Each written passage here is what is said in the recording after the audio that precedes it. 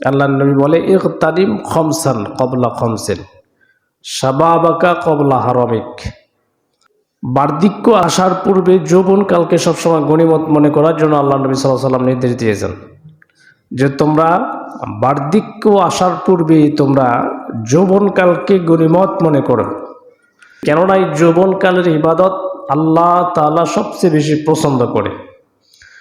যেই শরীরে শক্তি আছে, সামর্থ্য আছে, ওই শরীর দ্বারা ইবাদত বন্দিগি করা হলে ওই ইবাদত আল্লাহর কাছে সবচেয়ে বেশি পছন্দনীয় হয়। হাদিস শরীফের ভিতরে আছেন আল্লাহর নবী সাল্লাল্লাহু আলাইহি সাল্লাম বলে, কাল কিয়ামত দিবসে 7 শ্রেণীর মানুষকে আল্লাহ তাআলা আল্লাহর আরশের নিচে ছায়া প্রদান করবেন। তার ভিতরে এক শ্রেণীর মানুষ হলো অশাবুন নাশাআ ফি ইবাদাতি রাব্বি, যেই সমস্ত যুবকেরা যৌবনকালে ইবাদত করেছে। এই যৌবনকালে ইবাদত করা ব্যক্তিরা, যুবকেরা আল্লাহ তাআলা, আল্লাহর নবী বলে তাদেরকে আল্লাহ আরশের নিচে ছায়া প্রদান করবেন। এই জন্য আল্লাহ নবী সাল্লাল্লাহু আলাইহি সাল্লাম বলে শাবাবাকা কবলা হারামিক, তোমরা বার্ধক্য আসার পূর্বে যৌবনকালকে সব সময় গনিমত মনে করো। অসিহাতাকা কবলা সুকমিকা, অসুস্থতা আসার পূর্বে সুস্থতাকে গনিমত মনে করো। যেমন অসুস্থ হয়ে গেলে আমরা অনেক সময় আফসোস করি, ভাই যদি সুস্থ থাকতাম তাহলে বেশি বেশি নেক আমল করতে পারতাম, বেশি বেশি আমল করতাম, ইবাদত বন্দি করতাম, মসজিদে গিয়ে নামাজ পড়তাম। অথচ সুস্থ থাকার সময় আমরা এই কাজগুলো করি না, তখন অন্য অন্য কাজে আমরা মশগুল থাকি, নামাজ ইবাদত বন্দিগির প্রতি উদাসীন থাকি। এই জন্য আল্লাহর নবী সাল্লাল্লাহু আলাইহি সাল্লাম বলে ওসিহাতাকা কবলা সুকমিকা, অসুস্থতা আসার পূর্বে সুস্থতাকে গনিমত মনে করো, আল্লাহর পক্ষ থেকে নিয়ামত মনে করো। এই সময় বেশি বেশি ইবাদত বন্দেগী করো।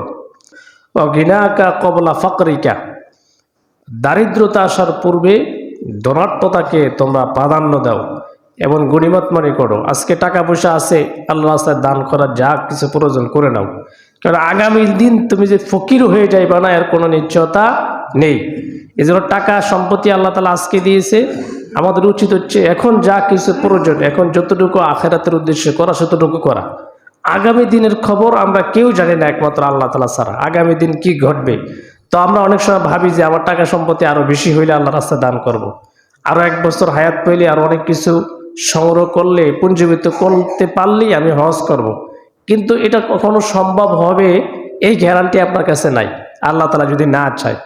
এই জন্য নবী সাল্লাল্লাহু আলাইহি ওয়াসাল্লাম বলে গিনাকা কবলা ফাকরিকা, ধনাঢ্যতাকে প্রাধান্য দাও দারিদ্রতা আসার পূর্বে।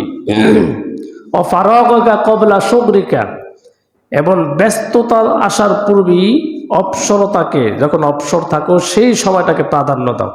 আমরা ব্যস্ত থাকলে অনেক সময় মনে করি কাজকর্মে ব্যস্ত হয়ে থাকলে যদি ফ্রি থাকতাম, অবসর থাকতাম, তাহলে এমন এমন আমল করতাম, 5 ওয়াক্ত নামাজ জামাতের সঙ্গে পড়তাম, দাওয়াতে তাবলীগে সময় লাগাইতাম, অনেক কথা চিন্তা করি। কিন্তু যখন অবসর হয়ে যায়, ফ্রি হয়ে যায়, তখন কিন্তু এগুলো আমরা করি না। এই জন্য আল্লাহ নবী সাল্লাল্লাহু আলাইহি সাল্লাম বলেন যে তোমরা সব সময় কবলা শুগরিকা, অবসরতা যখন পাইবা তখনই তোমরা এই সময়টাকে গনিমত মনে করে এই সময়টাকে কাজে লাগাও। ও হায়াতাকা কবলা মাউতিকা, 5ম নম্বর হলো মৃত্যু আসার পূর্বেই এই হায়াতকে, এই জীবনকে তোমরা প্রাধান্য দাও। হায়াত পেয়েছো, শক্তি আছে, সামর্থ্য আছে, তোমার শ্বাস প্রশ্বাস সব চলাচল করতেছে, এই সময়টাকে গনিমত মনে করে আল্লাহর ইবাদতে কাটাও।